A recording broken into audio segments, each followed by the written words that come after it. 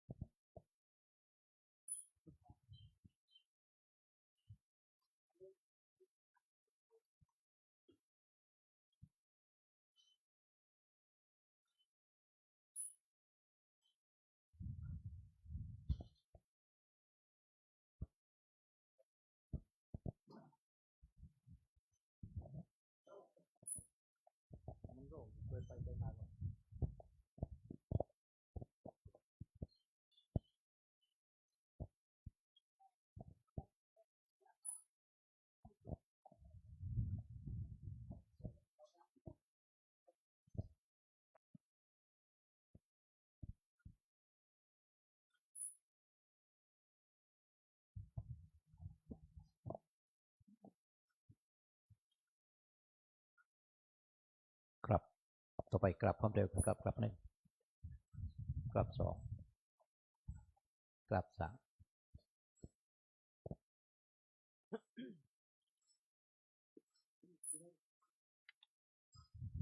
โอนโตเทวตาโยดุลเทวบุตรเทวดาเจ้าทั้งหลายมวลหมู่อันสาธิตอยู่กู้แดนเมืองอันรักษายังแม่น้ำและฝ่ายเมืองอันเมเลเทเลียงองอาจอันรักษายังพระโพธาบาทพระธาตุเจดีย์ตั้งเก้าไม้สาลีมหาโพธิ์แต่เดิมเมว่าไวอันอยู่เจมไกลนิรันดร์พระหักตั้งไว้สืบมาเมทั้งกลุ่มพันและกลุ่มเพเยินเทพดาวตีตาวราโรคาญาเทวตาอันอยู่วิมานคงเขตดาวดันดอยดงอากาศาเวหาโหนภายแผ่เฮอเซิงบนตานจ่าโตโลกดาวสีองค์การจอมซึ่งเงาพระอินตานบแนวนอมเจินตามภาษากายปองแก้วพอเหลงโดแผ่วลดนักนำลมจุ่มโปไปตามใจต่างนางนัดทายแม่ทอละเนอันรักษาอย่างปาทาเวเพื่อนแผ่นกวางแห่งพระโสธาขออังเจิญต้านตั้งหลายจงมาพระตาอนุโมทนาจมชื่นยาวถึงบนตานแถมเต็มมันริเททนสถานพระโคดมแฝงไฟเฝ้านิลันดรผู้กาขอหยอกรนบเนวต่างวางคิ้วกับวันตาขออังเจิญต้านตั้งหลาย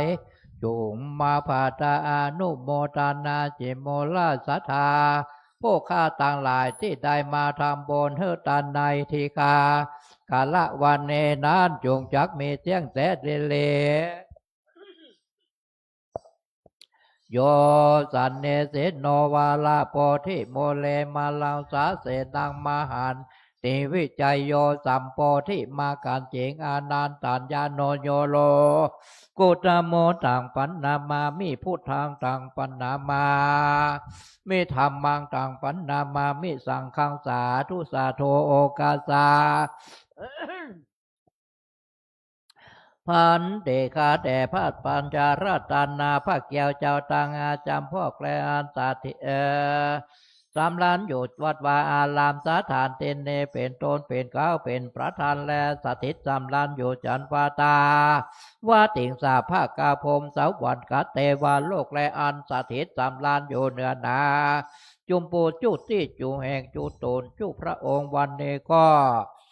เป็นวันเดดีที่อันวิเศษเหตุว่าเดือน8เหนือขึ้น8ค่ำตรงกับวันจันทร์ที่22เดือนมิถุนายนพศ2569ก็ได้มาจูจอดลอดตึงถึงอย่างโมลาสถาผู้ข้าตั้งหลายจูห่อจูเงินจูโพดจูคนจูใหญ่น้อยยิงใจก็จริงได้ปาการมาสันนงคงควายตกแต่งแปลงพร้อมน้อมนำมายังจตุปาบุภาละจาดวงดอกข้าวตอกดอกไม้ไฟเทียนและโอตานนพัตตาหารและน้ำสารตั้งหลายตั้งมวลผงเนเพื่อว่าจักนำมาถวายปูจาตานแด่พระเกี่ยวเจ้าตั้งสามและตั้งห้าพระองค์ว่าสนิแต่ดิหลีขอพระเกี่ยวเจ้าตั้งสามและตั้งห้าพระองค์จงมีธรรมาเมตตาเอ็นโดคุณาไหวนาปฏิการับเอาอย่างปาลามิจาผู้จาแห่งมูลสัทธาผู้ข้าตั้งหลายเรียกเพื่อเฮอได้สมดังกรรมกรรมภาธนา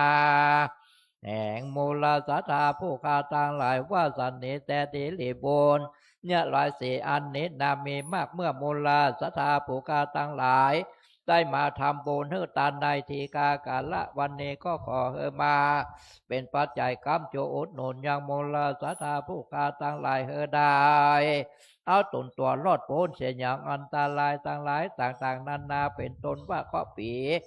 ข้อเดือนข้อวันข้อยามข้อเจ็บใครได้พายาตข้อโมโลกาต่างหลายต่างๆนานาเปียทิโลกาก็อันใดที่ได้มาปรากฏบางเกิดกับตนตัวแห่งโมลาสัทธาผู้ข้าต่างหลายแล้วก็ขอเฮอได้ระงับกับหายไปในทีกากาละวันนี้ข้ออันใดที่ยังพอได้มาปรากฏบางเกิดกับตนตัวแห่งโมลาสัทธาผู้ข้าต่างหลายก็อย่าได้มาปรากฏบางเกิดแถมสั่งเนื่องแถมสัพปาการแถมสัมปอสองตั้งแต่มาหุตาลายามนี้ไปนาขอ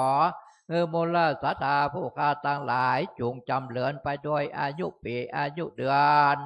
อายุวันอายุยามอายุวันนาสุขปัลลประกอบไปด้วยจุกปีจุกเดือนจุกวันจุกยามไปใจขอเฮอได้เอาตนตัวตั้งไว้อยู่คำโจยางว่าลาพุทธศาสนาขององค์พระสัมมาสัมพุทธเจ้าและองค์พระมหาจินาทัตเจ้าไปจนเชียงจีละการยืนยาวนานนักนั้นจงจักมีเจียงแต่เดลีตังโนอาคิตุปาบุปาลาจาตานังสาโทโอตานาพิกาหาตานังโอตะกังตานังอาเพจาอาสาธาลนะสัพพโลกิญะโลกุตาละมะคาปาลานิปานาปัจจัยโยโหตุโนเนจังอิมินาสกาเลนะตังโพธางอภิปูชยามาอิมินาสกาเลนะตังธรรมังอภิปูชยามา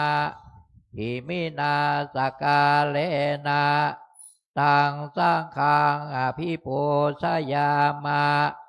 อะระหังสัมมาสัมพุทโธภควาโอทังภคะวันตังอภิวาเอเมสวากขาโตภควตาธัมโมธัมมังนามัสสามิ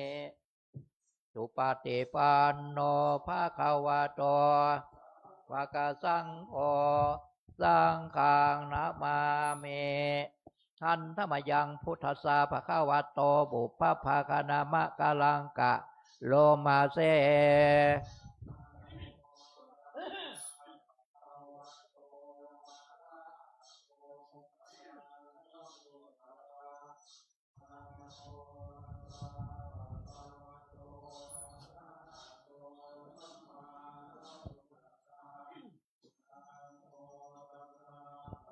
วะโตอะระหะโตสัมมาสัมพุทธัสสะหันธมยังพุทธาภิทุติงกะโลมะเส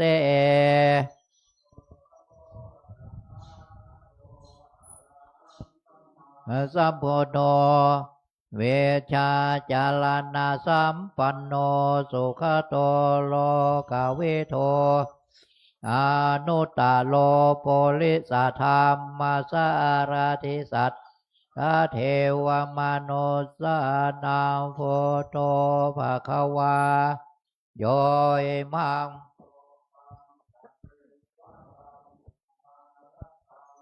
พรหมกังสัจมานะพรหมเนงปัจฉังเทวมโนชังสยังอภิญญาสัสสิกตวะปะเวเทเสโย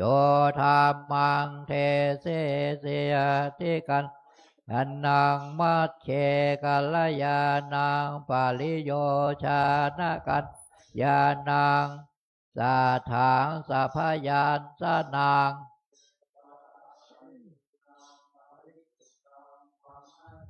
ยังปะกาเสเสอามหังภวันตังอิโพชยามิมหังภวันตังศิลาสานามามิหันธมยังธรรมาภิทุติงกะโลมาเส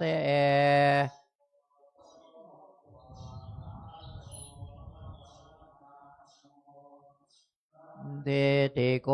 อากาเลโกเอปัสสิโกโอปานายิโกปัจจตังเวทิตาโพวิญโย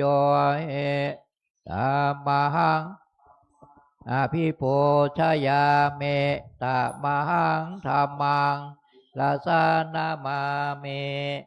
หันธมยังสังฆาภิทุติงกะโลมาเส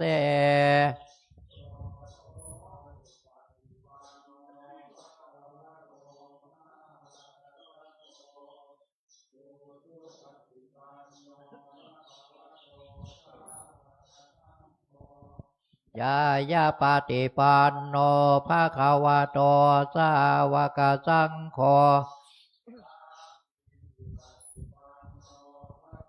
โตสาวกสังโฆยะทิทังจตาลิปุริสายุคานิอาทะปุคลาเอสะภะคะวะโตสาวกสังโฆอาหุเนยโยปาหุเนยโยทิเนยโยอันทะเลกาลนิโยอนุตตลังสาอามหังสังฆังวิโพชยามิอามหังสังฆังศิลาสานามามินะโมตัสสะภะคะวะโตอะระสัมมาสัมพุทธัสสะนะโมตัสสะภะคะวะโต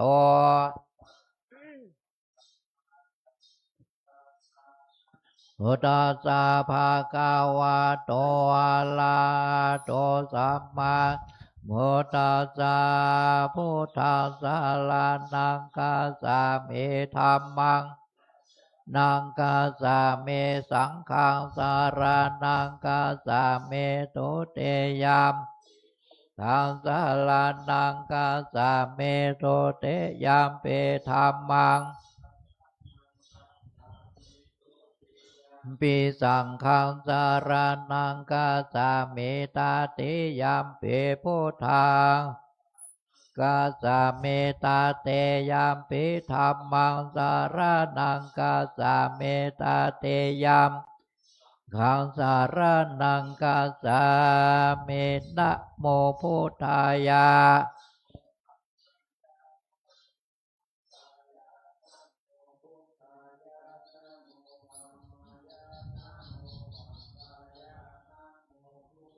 ยานาโมธัมมายานาโมสังฆายาอัปปมาโนพุทโธ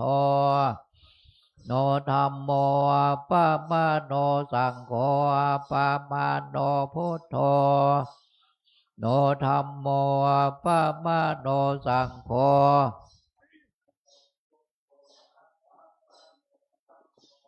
ปะมะโนสังโฆพุทโธเมนะโถธัมโมเมนะโถสังโฆกัมมาทานังเมนะทังกัมมาทานาตายากาจาลิ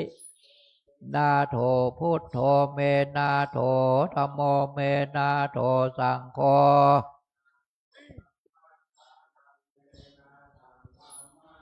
นาตายากาจาลิโยเมนะโถพุทโธโถธัมโมเมนะโถสังโฆเมนะโถกัมมาทานังกัมมัฏฐานาตายากาจาลิโยเมนะโถ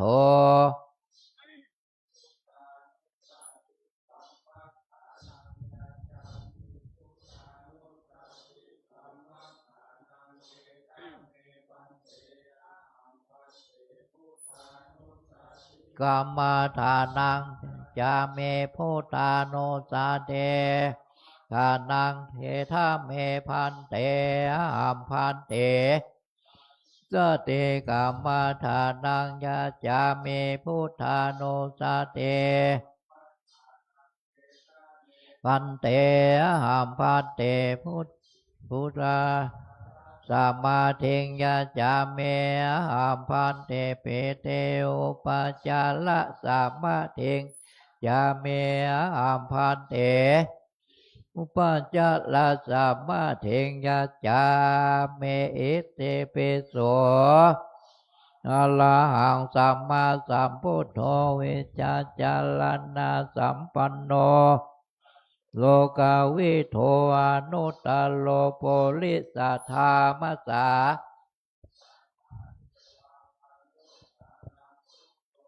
ภาวะเตสาวะคาโตภาคาวะตาธัมโมสันเตติโกโกเอปัสสิโกโอปานายิโกปัจจตังเวทิตาโพสุปฏิปันโนภะคะวะโตสาวกสังโฆสุปฏิปันโนโตสาวกสังโฆยายะปฏิปันโนภะคะวะโต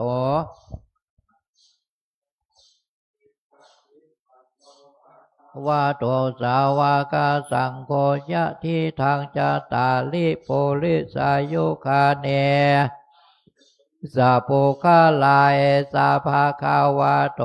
สาวกสังโฆปะหุนยโยทะเกเนยโยนทะเลอนุตตลังปุญญเกตังโลกัสสาติอาเทเอมัสสมิงแต่โยมังสังนาหาโลอาเทอาเทเมนสังวะกังอาทายังยากานังกังเปหากังปะภาสังอันตังอันตาคูนังอุทาลิยังกาเลสังเปตังโปโลอิตังเสโทเมโทอาโซวาสาเกโลสิงคานิกาลาสิกาตาเกมัทาลงคันเตทาวาเตสากาลังอายังอัตตาภาวะสุเจสุพังเอมังกัมมาทานังปุณณภาโวเตจิลังวาตายังกายโยทิเสสะเตสุโธเปตาเวนยานโนนิลัตตังวกาเลงคาลังปัทาเว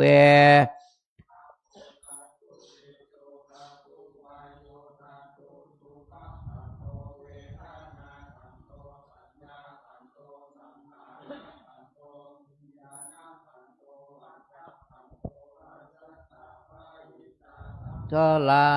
นิจาวาตาตา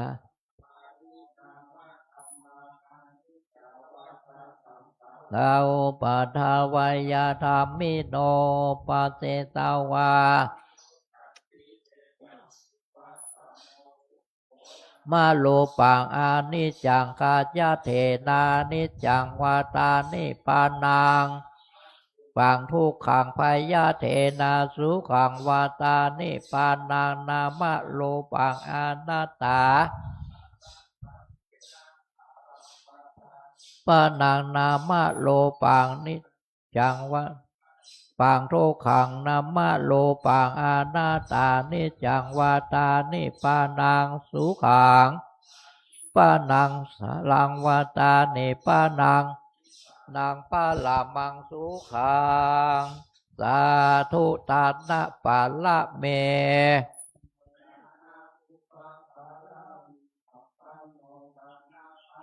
มาตาปาละเมสัมปันโนเมตตามุทิตาอุเบกขาปาละเมสัมปันโนอิติปิโสภะคะวาศีลาสัมปันโนศีลาอุปปาละเมสัมปันโนศีลาปาละเมสัมปันโนเมตตา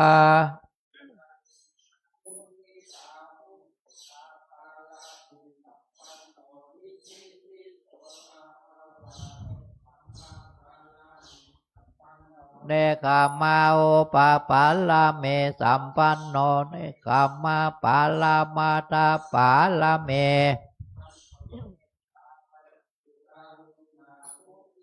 โนเบกาปาลาเมสัมปันติปิโสภะคะวาปัญญาปาลาเมสัมปันโนปัญญาลาเมสัมปันโนปัญญาปาลามัทธปาลาเมเมตตาไมเตมีสัมปันโนอิติปิโสภะคะวาเวเลญามีสัมปันโนเวเลญาอุปปาละเมสัมปันโนเวเลญาปาลามาทาเมสัมปันโนเมตตานะโมทิตาอุเบกขาปาละเมสัมปันโนปิโสภะคะวาขันเตสัมปันโนขันเตอุปปาละเมสัมปันโนขันเตปาละเมสัมปันโนเมตตาลุนาโมทิตาอุเบกขาปาละเมสัมปันโนโสภะคะวาสัจจะปาละเมสัมปันโนสัจจาอุปปาละเมสัมปันโนลามาตาปาละเมสัมปันโนเมตตา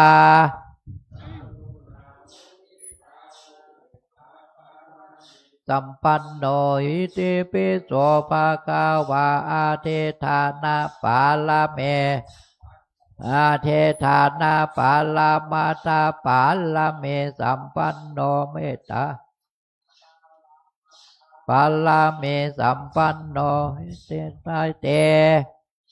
โมทิตาอุเบกขาปาละเมสัมปันโนอิติปิโสภะคะวาลาเมสัมปันโนเมตตาอุปปาลาเม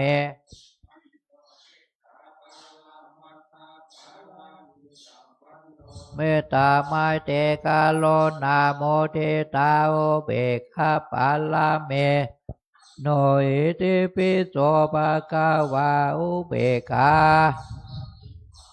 โนอุเบกขาอุปปาลาเมสัมปันโนอุเบกขามาทาปาลาเมสัมปันโนเมตตา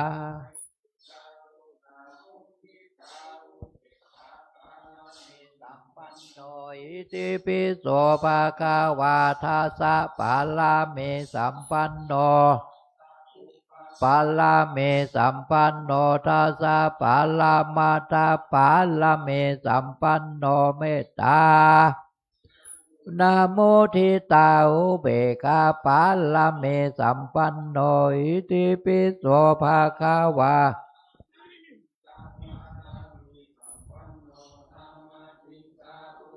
ปาลาเมสัมปันโนสัมมาเทสะปาลามาตาปาลาเมเมตตาไมเตกาโลนาโมทิตาอุเบกขาปาลาเมสัมปันโนปิโสภะคะวา พุทโธอนันตเทโกโน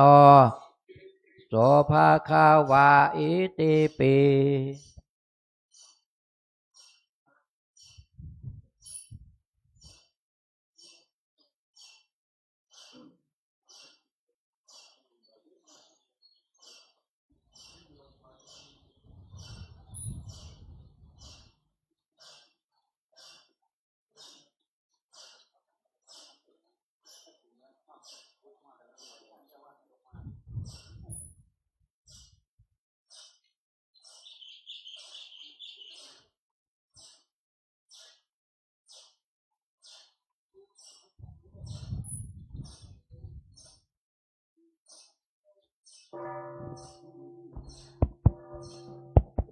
ครับเจ้านี้ได้รับเมตตาจากอาจารย์ท่านพระมหามงคลนะครับผู้ช่วยเจ้าวาดพระพระจิจมทองของเราเนอร์แล้วก็ชื่อท่านอาจารย์มหาชัมจะเป็นองค์เทศนาธรรมกถึกเจ้าด้วยนะครับท่านมาเอาจะฮับสินบนธรรมะเอากันสินวันนี้เนอร์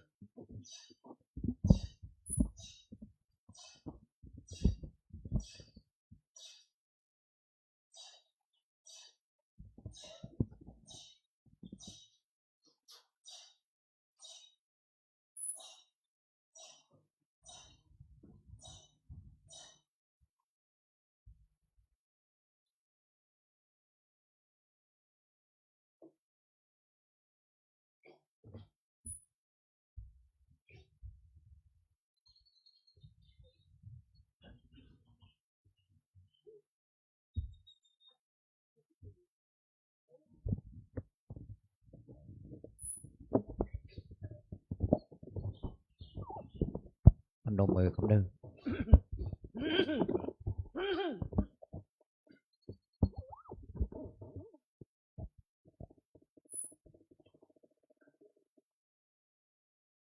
ครับต่อไปกลับความเร็วกันครับกลับหนึ่งกลับสองกลับสาม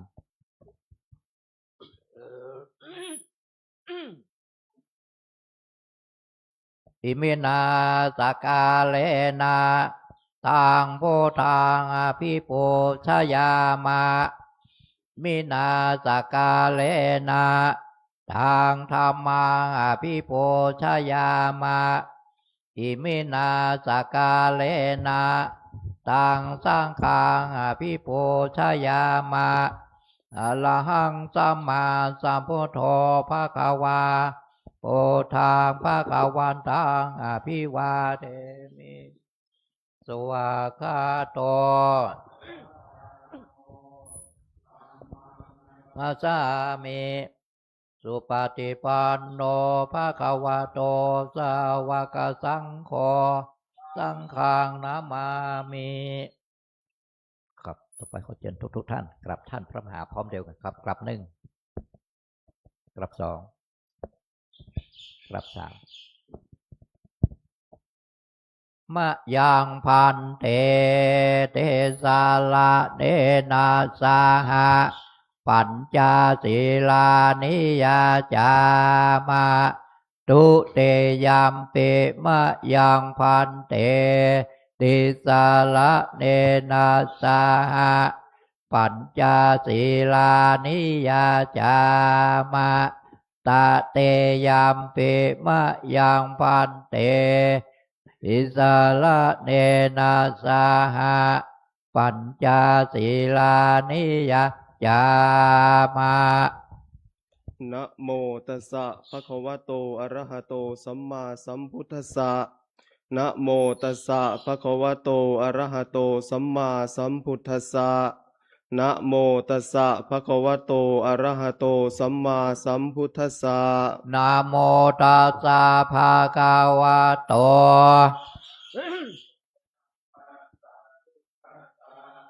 นะโมตัสสะภะคะวะโตอะระหะโตสัมมาสัมพุทธัสสะนะโมตัสสะภะคะวะโตอะระหะสัมมาสัมพุทธัสสะพุทธังสรณังคัจฉามิพุทธังสรณังคัจฉามิ ธัมมังสรณังคัจฉามิ ธัมมังสรณังคัจฉามิ สังฆังสรณังคัจฉามิ สังฆังสรณังคัจฉามิ ทุติยัมปิพุทธังสรณังคัจฉามิ ทุติยัมปิพุทธังสรณังคัจฉามิ ทุติยัมปิธัมมังสรณังคัจฉามิ ทุติยัมปิธัมมังสรณังคัจฉามิ ทุติยัมปิสังฆังสรณังคัจฉามิ ทุติยัมปิสังฆังสรณังคัจฉามิ ตติยัมปิพุทธังสรณังคัจฉามิ ตติยัมปิพุทธังสรณังคัจฉามิ ตติยัมปิธัมมังสรณังคัจฉามิ ตติยัมปิธัมมังสรณังคัจฉามิ ตติยัมปิสังฆังสรณังคัจฉามิ ตติยัมปิสังฆังสรณังคัจฉามิ ติสรณะขมะนังนิทธิตัง อมะพันเต ปานาติปาตาเวระมณีสิกขาปะทังสมาธิยามิ ปานาติปาตาเวรมณีสิกขาปะทังสมาธิยามิ อทินนาทานาเวระมณีสิกขาปะทังสมาธิยามิ อาทินนาทานาเวรมณีสิกขาปะทังสมาธิยามิ กาเมสุมิจฉาจาราเวระมณีสิกขาปะทังสมาธิยามิ กาเมโสเมจาจาลาเวรมณีสิกขาปะทังสมาธิยามิ มุสาวาทาเวระมณีสิกขาปะทังสมาธิยามิ มุสาวาทาเวรมณีสิกขาปะทังสมาธิยามิ สุราเมรยะมัชฌะปมาทัฏฐานาเวระมณีสิกขาปะทังสมาธิยามิ สุลาเมลายามาชาปามาตาฐานาเวรมณีสิกขาปะทังสมาธิยามิ อิมานิปัญจสิกขาปทานิสีเลนะสุขติงยันติ สาธุ สีเลนะโภคะสัมปทา สาธุ สีเลนะนิพพุติงยันติ สาธุ ตัสมาสีลังวิโสทะเย อามาพันเตครับต่อไปยกขบาทคำนึงสาธุโอกาสาโอตานาปินเทปาตังตานังนาปัจจายโยโหตุโนเนจังสาธุโอกาสาปินเทปาตังตานังนิปานาปัจจายโยโหตุโนเนจังสาธุโอกาสาปานาปัจจายโยโหตุโนเนจังปรมาจาโลกาธิปเทสหัมปเทกาอัญชะเลอันติวัลลังอัญญาจทาสันติทาสตาปรัชชคาสาติกาเตเสตุธรรมังอนุกัมปิมังปัจชัง นะโมตัสสะภะคะวะโตอะระหะโตสัมมาสัมพุทธัสสะนะโมตัสสะภะคะวะโตอะระหะโตสัมมาสัมพุทธัสสะนะโมตัสสะภะคะวะโตอะระหะโตสัมมาสัมพุทธัสสะวิรูปักเขหิเมเมตตังเมตตังเอราปะเทหิเมติณบัดนี้จะได้แสดงธรรมีกถาพรรณนาถึงศาสนธรรมคำสั่งสอน ขององค์สมเด็จพระชินวรสัมมาสัมพุทธเจ้า เพื่อเป็นเครื่องประคับประคองฉลองศรัทธาความเชื่อ ประสาทะความเลื่อมใส ของท่านสาธุชนทั้งหลาย จนกว่าจะสมมุติยุติลงตามสมควรแก่เวลา แห่งบทมาติกาและอรธิบายสืบไป ขอความนอบน้อมของข้าพเจ้าจงมีแด่สรีระสังขารพระเดชพระคุณพระพรหมมงคล ขอถวายความเคารพพระมหาเถรานุเถระ อันมีท่านอาจารย์พระมหาวิทูล ภูริเมธีเป็นต้นเป็นประธาน สวัสดีไปยังน้องสามเณรและเจริญพร คณะศรัทธาญาติโยมทั้งหลายที่ได้มาร่วมกิจกรรมในวันนี้ ก็ขอให้ทุกท่านได้นำมือลงนั่งฟังตามสบาย วันนี้ก็จะได้แสดงวิสัชนาว่าด้วยเรื่องที่จัดอยู่ในหมวดของบท12ตำนาน ชื่อเรื่องว่าขันธปริตในขันธชาดก โดยเนื้อความของขันธปริตนี้ มีปรากฏอยู่ในพระไตรปิฎก3 แห่งด้วยกัน แห่งแรกปรากฏในพระไตรปิฎกเล่มที่7พระวินัยปิฎกเล่มที่7ข้อที่26 27จุลวรรคแห่งที่2ปรากฏในพระไตรปิฎกเล่มที่21พระสุตตันตปิฎกเล่มที่13ข้อที่67และแห่งสุดท้ายแห่งที่3ปรากฏในพระไตรปิฎกเล่มที่27พระสุตตันตปิฎกเล่มที่19ข้อที่255 256มีอรรถกถาอธิบายศัพท์และความเป็นมา ชื่อว่าปรมัตถโชติกา แต่ถึงแม้ว่าเรื่องนี้จะมีที่มาหลายแห่งคือปรากฏอยู่หลายแห่ง แต่ธรรมีกถาในวันนี้จะแสดงและอธิบาย เฉพาะที่มาในขันธชาดก พร้อมทั้งอรรถกถา โดยในอรรถกถาท่านได้อธิบายเอาไว้ว่า บทสวดขันธปริตนี้เป็นบทสวดที่กล่าวถึงการแผ่เมตตา เพื่อให้ปลอดภัยจากอสรพิษทั้งหลายมีงูเป็นต้น โดยมีความเป็นมาที่ท่านเล่าไว้ว่า ในสมัยหนึ่งนั้นสมัยที่องค์สมเด็จพระสัมมาสัมพุทธเจ้าพระองค์ประทับอยู่ที่วัดพระเชตวัน อารามที่ท่านอนาถบิณฑิกเศรษฐีสร้างถวาย ขณะนั้นได้มีเหตุการณ์หนึ่งเกิดขึ้น ซึ่งเป็นเรื่องที่แพร่สะพัดไปทั่ววัดพระเชตวัน ก็เรื่องก็มีอยู่ว่ามีภิกษุอยู่รูปหนึ่ง ท่านได้ไปเรียกว่าผ่าฟืน เอาไม้เก่าไม้แห้งมาแล้วก็มาผ่าฟืนเพื่อที่จะเอาไว้ใช้ในเรือนไฟคำว่าเรือนไฟนี่ก็คือที่สำหรับอบสมุนไพรสมัยก่อน ซึ่งการอบสมุนไพรของพระนั้นไม่ถือว่าผิดวินัย เพราะว่าเป็นการรักษาโรคอย่างหนึ่ง ทีนี้ภิกษุนั้นช่วงที่กำลังผ่าฟืนก่อไฟอยู่นั้น ปรากฏว่ามีงูเห่าเลื้อยออกมาจากโพรงไม้เก่าที่ท่านกำลังผ่าอยู่นั่นเอง พอเลื้อยออกมาก็ไปกัดที่ง่ามขาของท่าน ก็ทำให้ภิกษุรูปนั้นมรณภาพลงณที่นั้น ภิกษุทั้งหลายเวลาที่ท่านทำกิจกรรมอย่างเช่นฉันตอนเช้า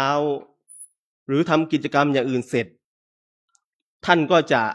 พากันไปที่เขาเรียกว่าโรงธรรมสภาเพื่อที่จะไปสนทนาปราศัยธรรมกัน ทีนี้พอพระสงฆ์ในวัดเชตวันมารวมตัวกันก็มา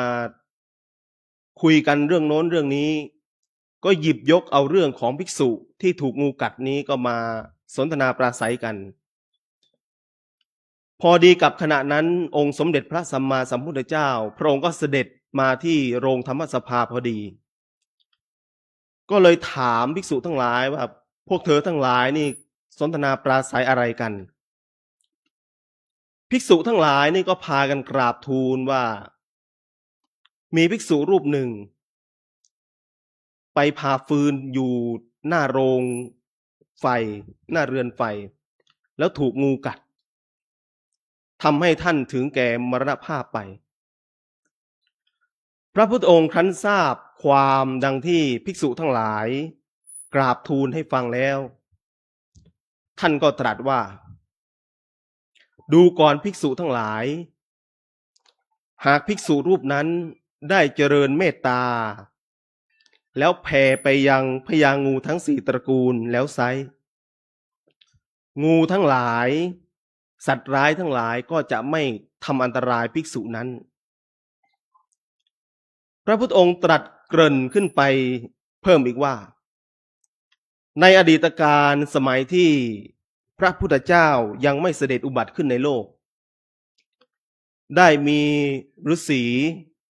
ที่เป็นบัณฑิตทั้งหลาย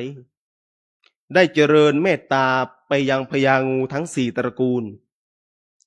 ก็ทำให้ปลอดภัยจากอสรพิษทั้งหลายมีงูเป็นต้นได้ภิกษุพอได้ฟัง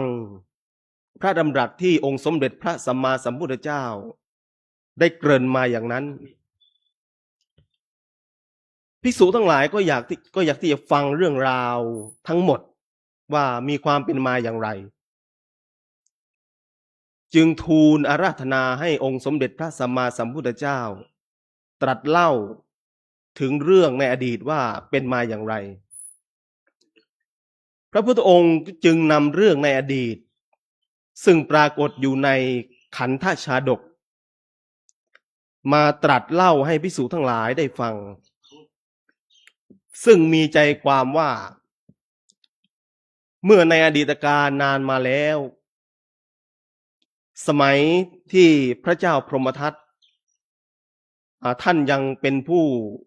พระราชาในกรุงพาราณสีอยู่สมัยนั้นพระโพธิสัตว์ท่านอุบัติเกิดในตระกูลของพราหมณ์ในแคว้นกาสีพอท่านเติบใหญ่เข้าวัยรุ่นก็ได้สละกามสุขออกบวชเป็นฤาษีสร้างอาสมอยู่ใกล้แม่น้ำคงคาในหิมวันตประเทศท่านตั้งใจบำเพ็ญเพียรอยู่ในที่นั้นไม่นานก็ได้อภิญญาสมาบัติบรรลุอภิญญาสมาบัติเวลาต่อมาเนี่ยพอท่านอยู่เข้านานเขาก็มีลูกศิษย์ลูกหามาแล้วก็มาขอบวชอยู่กับท่านนี่เป็นจำนวนมากสุดท้ายท่านจึงได้เป็นเรียกว่าเป็นครูบาอาจารย์ของฤาษีทั้งหลายเหล่านั้น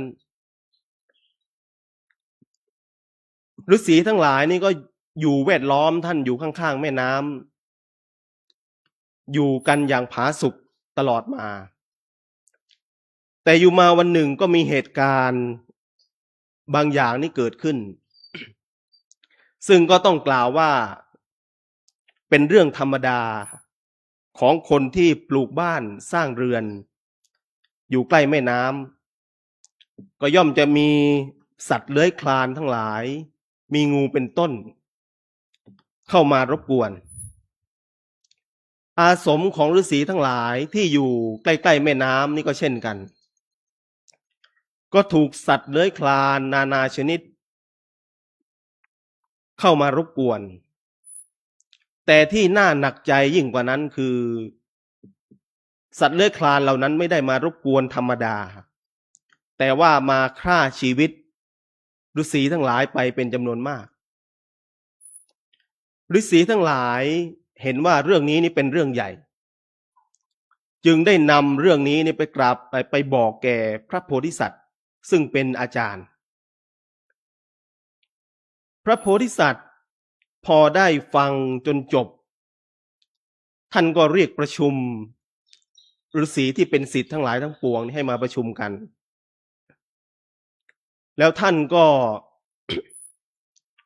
ได้สั่งสอนแล้วก็แต่งพระปริตรขึ้นมา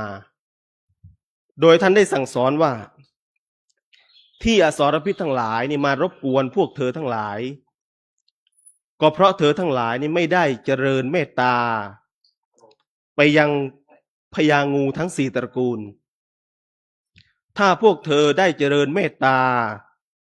ไปยังพญางูทั้งสี่ตระกูลแล้วไซร้งูทั้งหลายก็จะไม่มารบกวนเธอทั้งหลายอีกต่อไป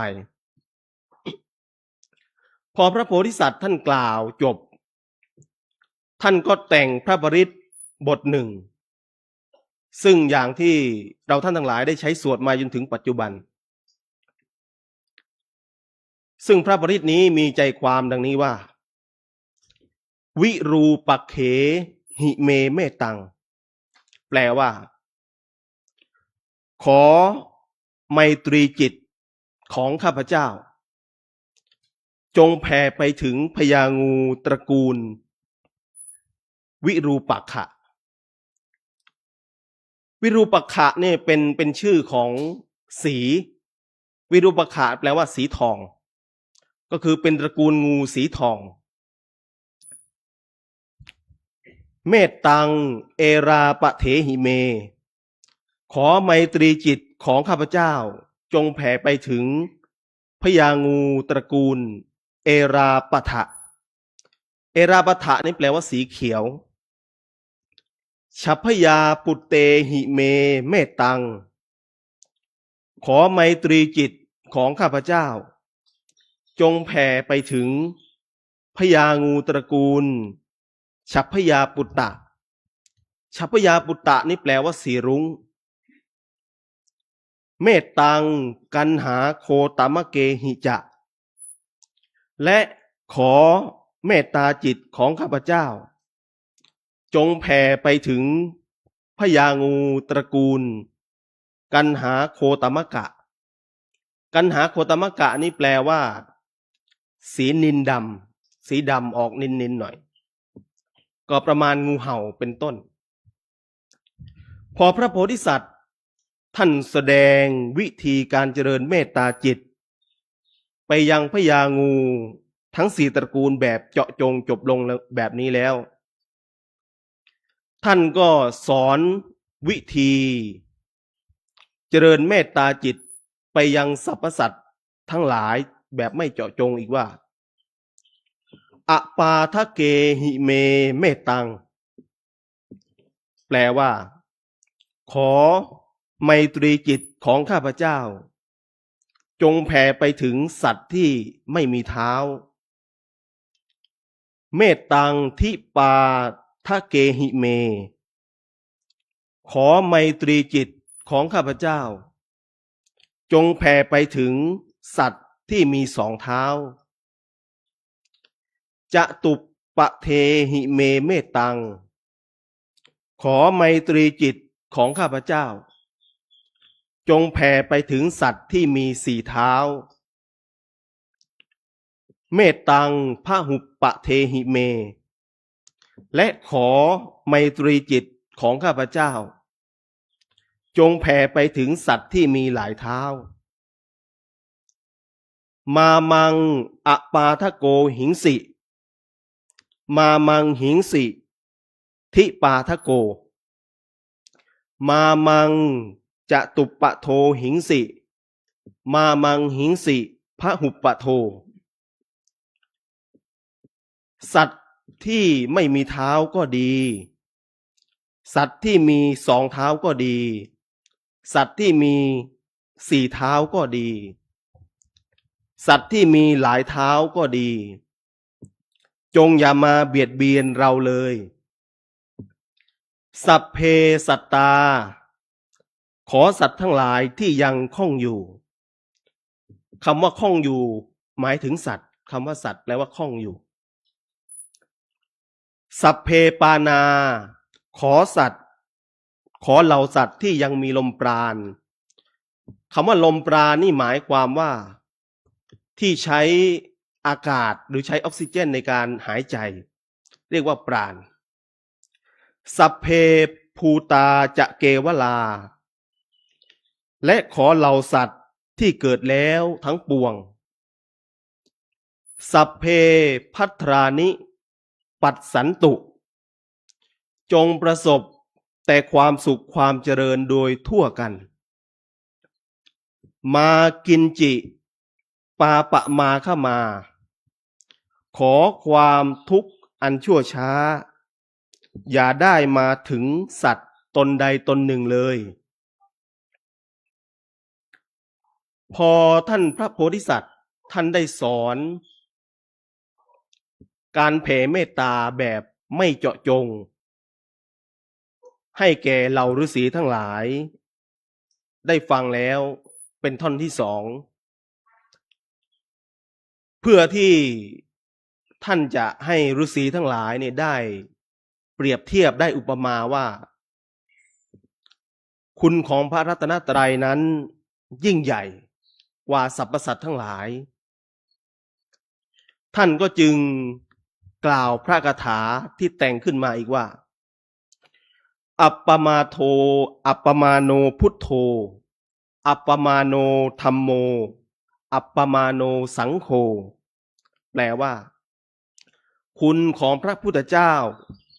มีมากล้นจนนับประมาณไม่ได้ คุณของพระธรรมคือคำสอนของพระพุทธเจ้ามีมากล้นจนนับประมาณไม่ได้ และคุณของพระสงฆ์คือพระสาวกของพระสัมมาสัมพุทธเจ้าก็มีมากล้นจนนับประมาณไม่ได้ ปมาณวันตานิสิริงสปานิอหิวิชิกาสตปะทีอุณนานาพีสารภูมูสิกา แต่คุณของบรรดาสัตว์ทั้งหลายคืองูแมงป่องตะขาบแมงมุมตุ๊กแกและหนูเป็นต้นเป็นสัตว์มีคุณที่นับได้ไม่ควรที่จะเอามาเปรียบกับคุณของพระพุทธเจ้ากตเมรักขา เราได้ทำการคุ้มครองตนเองแล้วกตาเมปริตา เราได้ทำการป้องกันตนเองแล้วปฏิกะมันตุภูตานิ ขอสัตว์ทั้งหลายจงพากันหลีกไปเสียเถิดโสหังนะโมภะคะวะโตนะโมสัตตันนังสัมมาสัมพุทธานังเพราะเรานั้นกำลังนอบน้อมพระพุทธเจ้าอยู่กำลังนอบน้อมพระสัมมาสัมพุทธเจ้าทั้ง7พระองค์อยู่อันนี้คือบททั้งหมดของขันธปริตที่เรานิยมใช้สวดกันมาจนถึงปัจจุบันพระโพธิสัตว์ครั้นท่านได้ผูกพระปริตแล้วประสิทธิ์ประสานให้แก่คณะฤาษีแล้วฤาษีทั้งหลายทั้งปวงก็ตั้งใจเชื่อฟังโอวาทที่ท่านกล่าวสอนทุกเช้าค่ำก็ได้แผ่เมตตาไปยังพญางูทั้ง4ตระกูลพร้อมทั้งระลึกถึงคุณของพระรัตนตรัยเมื่อฤาษีทั้งหลายเจริญเมตตาและระลึกถึงคุณของพระรัตนตรัยอยู่อย่างนี้บรรดางูทั้งหลายต่างก็พากันหลีกหนีไปคือไม่มารบกวนท่านทั้งหลายอีกต่อไปความปลอดภัยจึงมีแก่ฤาษีทั้งหลายฤาษีทั้งหลายจึงอยู่กันอย่างผาสุกจวบจนครบกำหนดอายุชีวิตฝ่ายพระโพธิสัตว์ท่านก็หมั่นเจริญพรหมวิหารธรรมภายหลังเมื่อท่านตายเพราะกายแตกท่านก็ได้ไปเกิดเป็นพรหมอยู่ในพรหมโลกองค์สมเด็จพระสัมมาสัมพุทธเจ้าครั้นพระองค์ตรัสเล่าอดีตนิทานในขันธชาดกให้ภิกษุทั้งหลายได้ฟังจนจบแล้ว พระองค์ก็ได้ประชุมชาดกไว้ว่า คณะฤาษีในสมัยนั้นก็คือคนที่มาเกิดเป็นพุทธบริษัทของพระองค์ในสมัยนี้ส่วนบัณฑิตที่เป็นครูของคณะฤาษีทั้งหลายเหล่านั้นก็คือพระพุทธเจ้าพระองค์เอง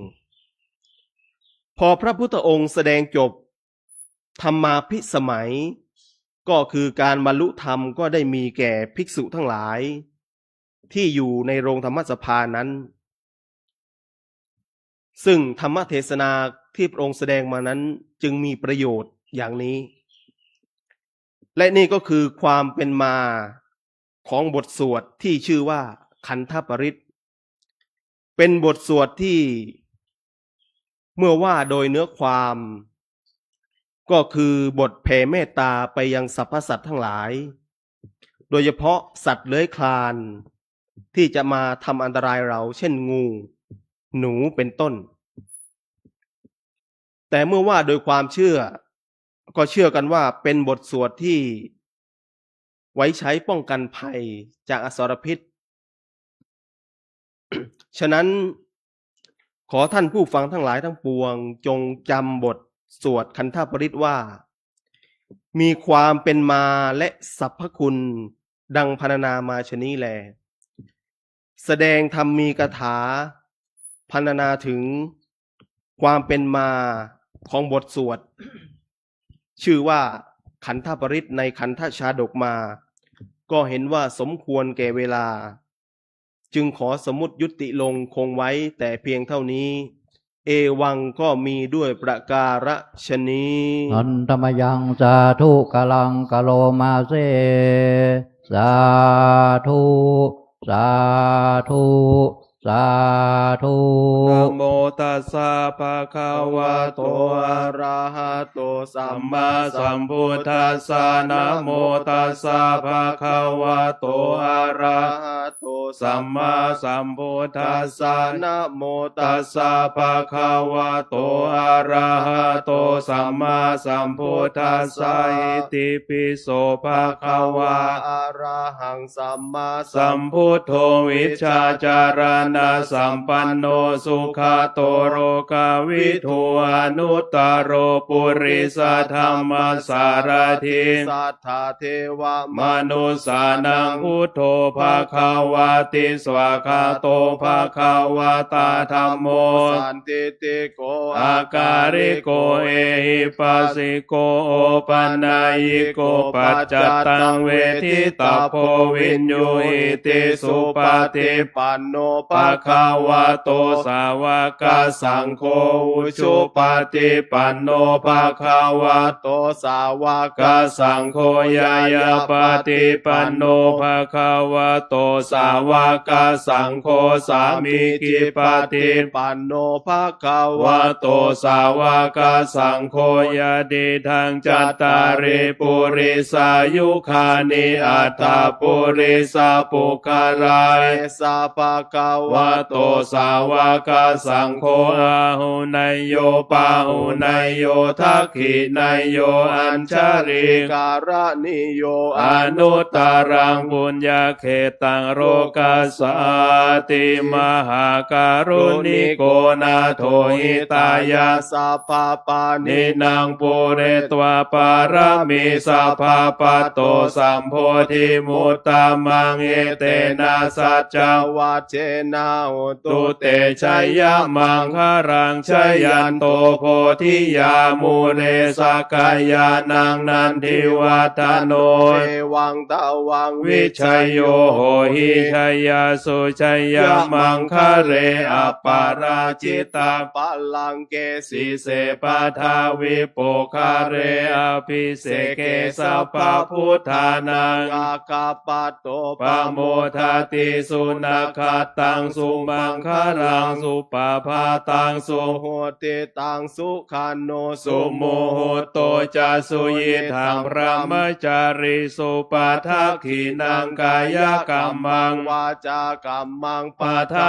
ขีนางปาทาขีนางมโนกรรมังปณิทิเตปาทาขีนาปาตากินานิ นิกาตวานาราพันตาเทปาทากิเน สาธุ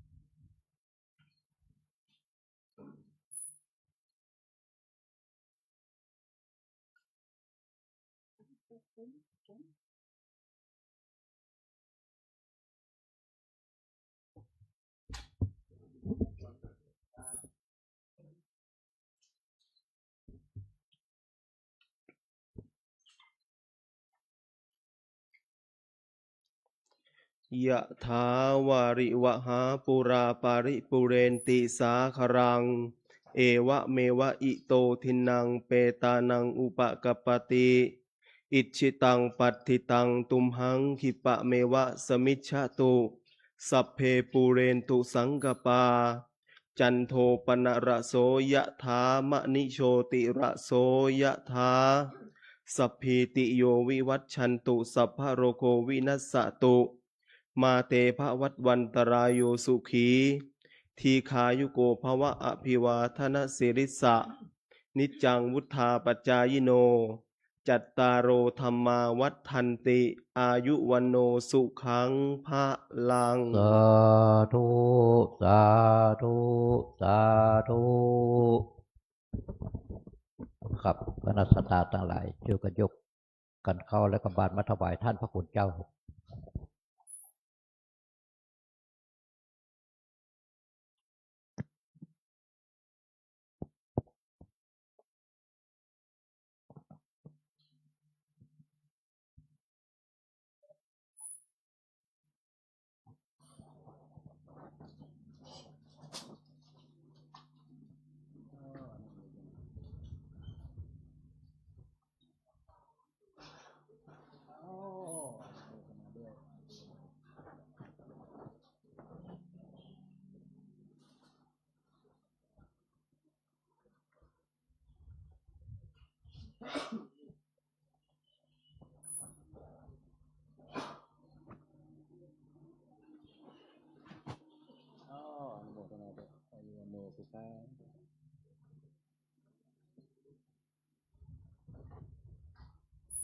อนุโมทนาบุญด้วยอายุวันโนสุขัง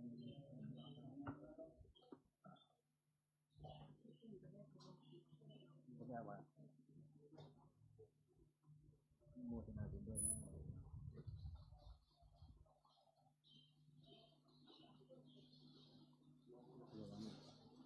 ธรรมาวัฏันติอายุวันโนสุขังอนุโมทนาบุญด้วยอายุวันโน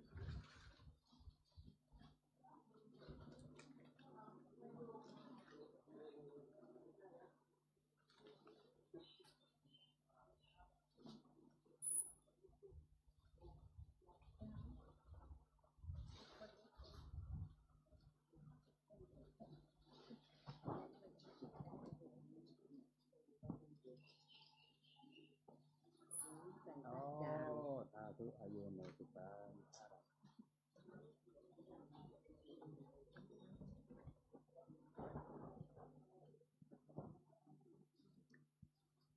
วันนี้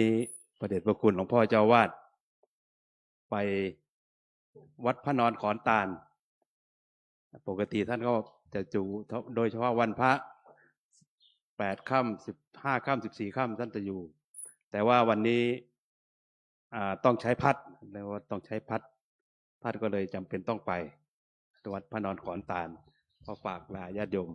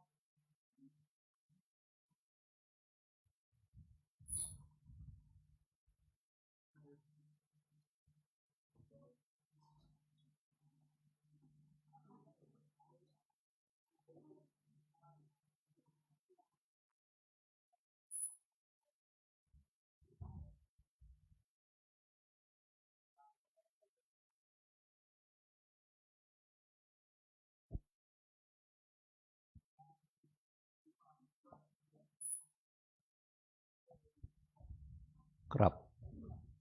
ถ้าพร้อมแล้วก็กำถวายคำนึง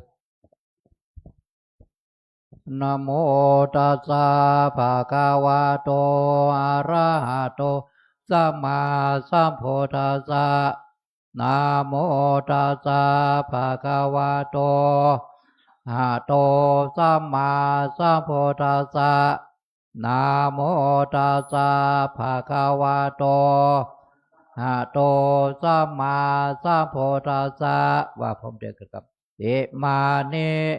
มายังพันเตภัตตานิสัปปาลิวาลานิภิกขุสังฆสสะโอโนสยามะสาธุโนพันเตภิกขุสังโฆอิมานิภัตตานิสัปปาลิวาลานิปฏิฆานาตุอัมมากังเอกาลตังอิตายะสุขายะข้าแต่พระสงฆ์ผู้เจริญข้าพระเจ้าทั้งหลายขอน้อมถวายภัตตาหารพร้อมทั้งบริวารทั้งหลายเหล่านี้แก่พระภิกษุสงฆ์ขอพระภิกษุสงฆ์จงรับภัตตาหารพร้อมทั้งบริวารทั้งหลายเหล่านี้ของข้าพระเจ้าทั้งหลายเพื่อประโยชน์และความสุขความเจริญแก่ข้าพระเจ้าทั้งหลายตลอดกาลนานเทอญ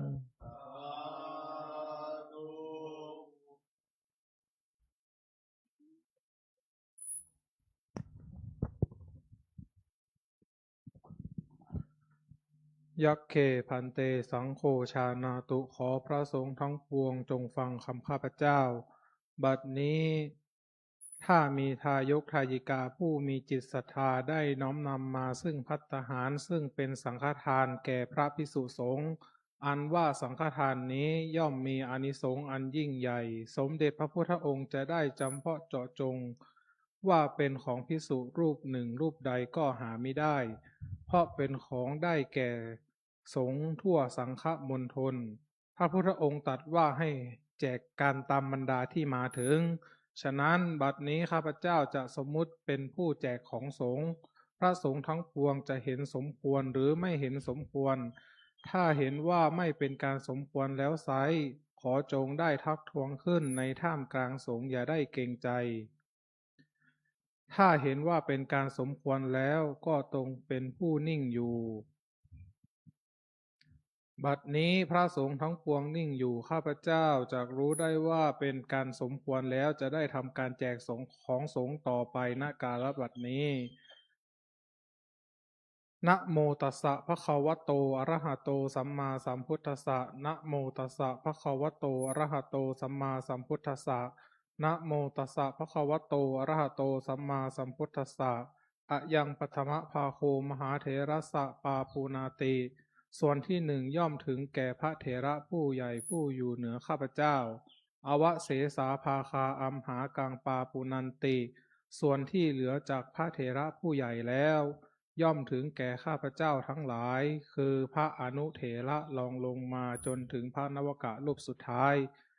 แล้วเหลือจากนั้นย่อมถึงแก่สามเณรแม่ชีโยคีอุบาสกอุบาสิกาทั้งหลาย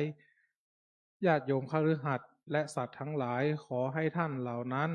จงบริโภคตามความสุขตามความสบายเทินสังโฆรุจติสังโฆรุจติสังโฆรุจติ ต่อไปญาติโยมตั้งใจรับอนุโมทนาเป็นภาษาบาลีจากคณะสงฆ์ดังต่อไปนี้ยะถาวาริวหาปุราปาริปุเรนติสาคารังเอวเมวะอิโตทินังเปตานังอุปกปปติอิจิตังปจิตังตุมหังคิปะเมวัสมิจฉตุสัพเพปุเรนตุสังกปาจันโทปนารโสยธามณิโชติรโสยธาวิวาชันตุสัพพะโรโควินาศตุมาเตวันตารายโยสุขีทีขายุโกภวสัพพิวิวาชันตุสัพพะโรโควินาศตุมาภวัตวันตารายโยสุขีทีขายุภวสัพพิติโยวิวัชชันตุสัพโควินาศตุมาเตภวัตวันตารายโยทีขายุโกภวะอภิวาทนาสิริสเนจังปัจจายโนจัตตารโอธรรมวัฏันติยุวันโนสุขังภารังอายุโทภรโทธิโรปฏิภาณโทสุขัสสะทาตาเมธาวิอธิคาจติอายุงทัตวาภรังวานังสุขันจะปฏินาโทธิคายุยาสวาโหติยาทัยปปาชาติเตียยัญจะโคทาคินาทินนาสังคามเหทิตาเทคาราตังหิตายาสถานาโสปฏิโสยาติธรรมโมจะยังนิทัสสิโตปุชาจักตาอุราราภารัญจะภิกขุนามโนปทินนังหิปุญญังปสุตังอนาปการเตชัยเศรษฐิทานังโสทิภาคยังสุขังภารังสิริอายุจวันโนวุธิจยสวาสตวัสสะจะอายุจะชีวเศรษฐิตุเตภวตุสัพพมังครังราคันตุสัพวตาสัพพพุทธานุภาเวนัสทาโสทิ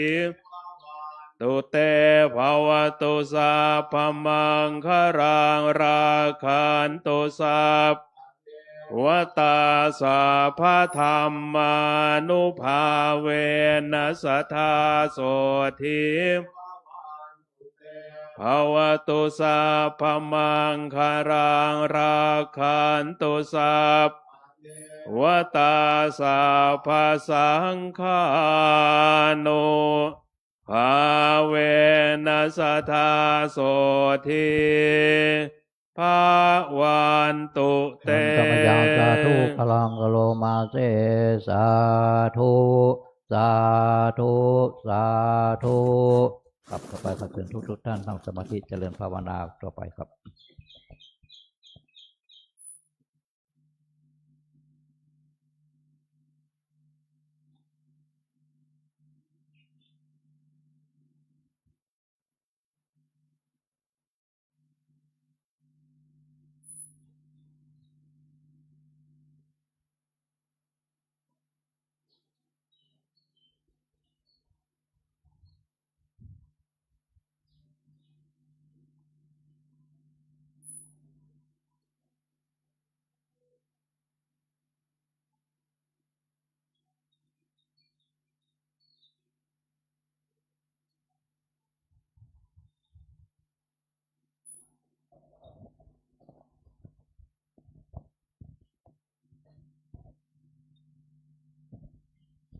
ครับสมควรแก่เวลา เอตังทานากัมมังนิปานาปัจจายโยตุโนนิจังเอตังศีลกัมมังนิปานาปัจจายโยตุโนนิจังเอตังภาวนากัมมังปัจจายโยโหตุโนนิจังยังกินเจโกจาลังกตาปังกเตกาตังปุญญังโนอนุโมทันโตสุนันโตปนโตเยเตวาทาเนอธิกาตาเทกายุกาสัทธาโอโตสัพพสัตตานังตนังปาลิหาลันตุมาตาปิตาสุเกตาโอโตตุกาปามุจจันโตปะมุจจัตโตสัพเพญาติกาโสเกตาโอนโตโตกาปะมุจจัตโตสัพเพญากาสัพเพเปตาโสเกตาโอนโตโตกาปะมุจจัตโตโตโตกาปะมุจจัตโตสัพเพเตวาสุเกตาโอนโตโตกาปะมุจจัตโตจาริโยปัจจายาสุเกตาโอนโตโตกาปะมุจจันโตสัมสามิจันตุโกวันตามิโพธาสะปะเมโตสังฆามาตาเมวันเตวันตาปะเมโตสังฆามาตาเมวันเตวันตามิสังฆาสัพปะเมมาตาเมวันเตวันตาปะเมโตสังฆามาตาเมวันเตวันตามาธานาสัพปะเมโตสัง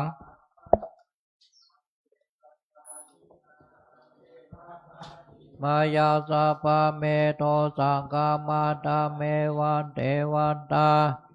ทิยาสัพพะสัพพะทาเนสุภาเทธิกาสาเลลาธา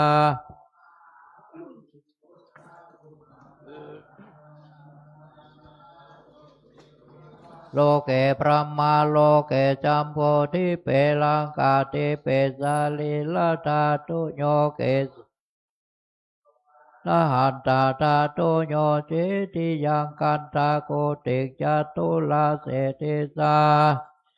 มะกันเตสะเพตาปาตาเจติยังอาหังวันตามิสัพพโสครับต่อไปวันตาน้อยท่านลูกเหมือนหลวงพ่อท่ากับท่านเจ้าคุณทุกตัวองค์ครับวันตาเมพันเตสัพพังปาลาตังกามาตาเมมายังกาตังบนยังสามินาโนโมทิตาพังสามินาไม่ห่างตาตาพังสาธุสาธุอนุโมทามิ ในนามคณะสงฆ์ขอกล่าวกันว่าจัตตารโอธรรมาวัฏันติอายุวันโนสุขังภารา สาธุสาธุสาธุกล่าวกับ